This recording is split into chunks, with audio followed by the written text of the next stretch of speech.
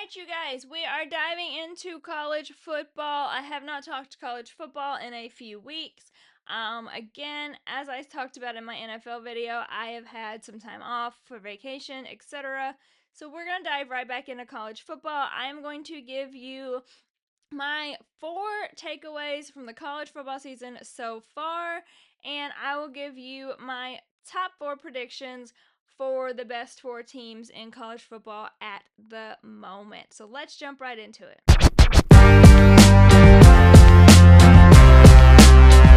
Alright, you guys, so number 1 is not really a surprise, but it's that the SEC is good.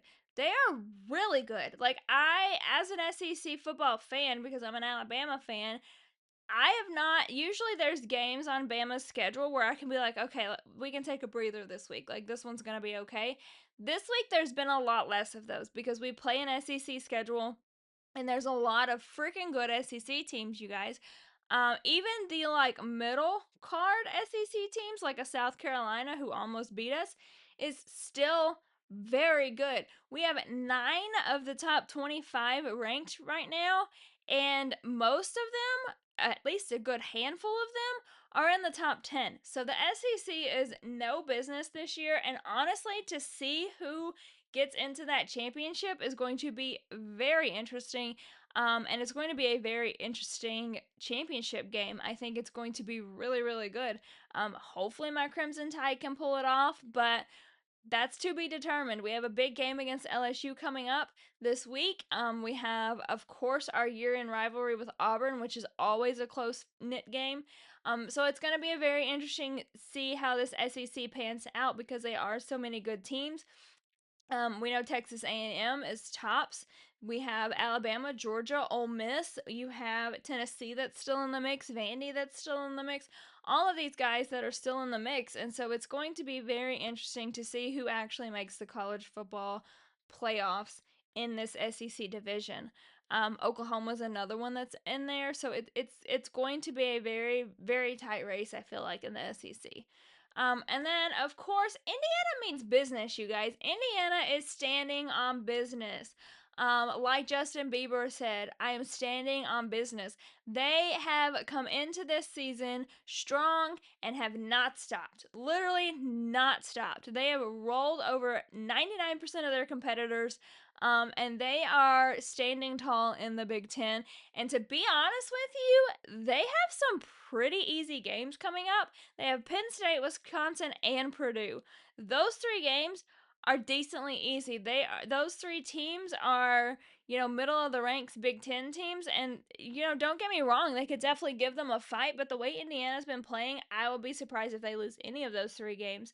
What I will say is, if Indiana continues on the track that they are, if Ohio State continues on the track that they are, we are going to get an Indiana versus Ohio State Big Ten championship game, and that is going to be amazing.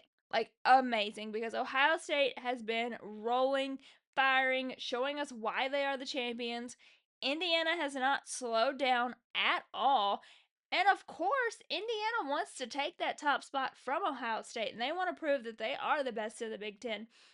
So honestly, I feel like that championship game, if it plays out that way, is the one I'm most excited for because I think it's going to be very good and tell us a lot about this Indiana team.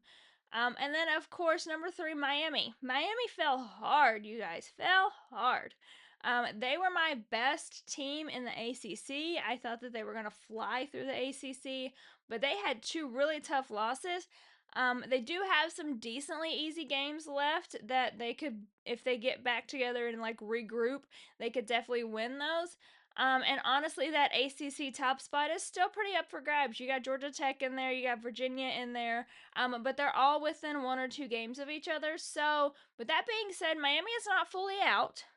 But they did fall very, very hard, and it's going to be a hard climb for them, especially if Georgia Tech and Virginia keep rolling like they are. They're winning and having great seasons, and I expect them to right now in the ACC final. And who would have thought that in the beginning of the year? Honestly, who would have said at the beginning of the year that we could possibly have a Georgia Tech ACC final?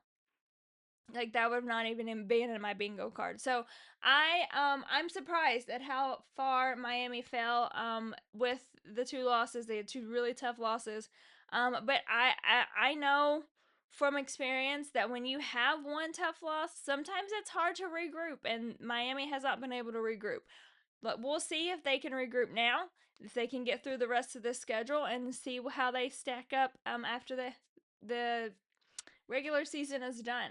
But I think that those losses really hurt them, and I think it's going to be a tough climb for them. Like I said, Virginia and Georgia Tech are ahead of them, and they're really, really good.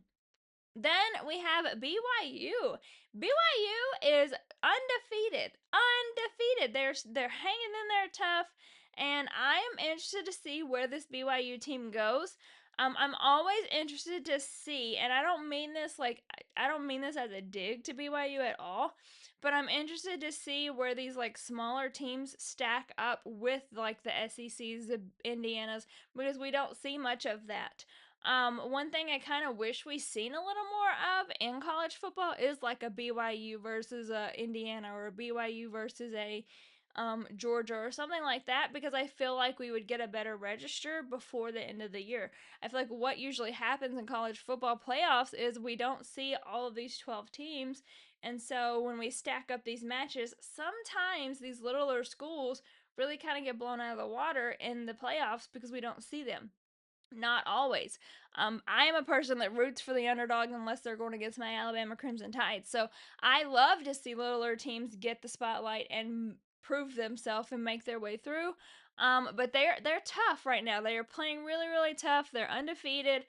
They're doing everything that they need to do to solidify their spot in the playoffs. And I'll be interested to see how they shape up against the other playoff teams. I think that they could definitely compete with them, and they could definitely hold their own. And I'm just really impressed with this entire BYU team as a whole. But I honestly, this entire college football season has been really up in the air for me. Like I thought Oregon was going to be a lot better than they were. I thought Miami was going to be a lot better than they were. When we took that hard loss in week 1 to Florida State, I thought our season was over. I won't lie, you guys. That was a tough loss for us to have. And we've bounced back since then. And so I really thought that there were going to be a lot more teams in the running than there are. Penn State was one that I had in my championship. I thought it was going to be Oregon Penn State in the final. Obviously that didn't happen, and I'm interested to see where James Franklin goes, by the way, talking about that. But I am just this college football season is really unpredictable. I feel like, of course, when we get to the playoffs, we know that we're gonna have those like core groups, like the Ohio States, the Bama, Georgias, like those core groups, the SEC teams and the Big Ten teams. Really, it's those two kind of conferences. But I feel like there's going to be some sleepers and some underdogs that I'm really interested to see how they stack up. So, as we continue through this college football playoffs, I will give you my top 4 each week. And this week, my top 4 is Ohio State, Indiana, Texas A&M, and Alabama. It's no different than the AP top 4. I think that those are the best 4 teams right now. I think that they're the ones that are playing the best. But a lot can change next week. So, as always, subscribe to this channel, like, comment, follow me on our socials, and I'll see you guys next time.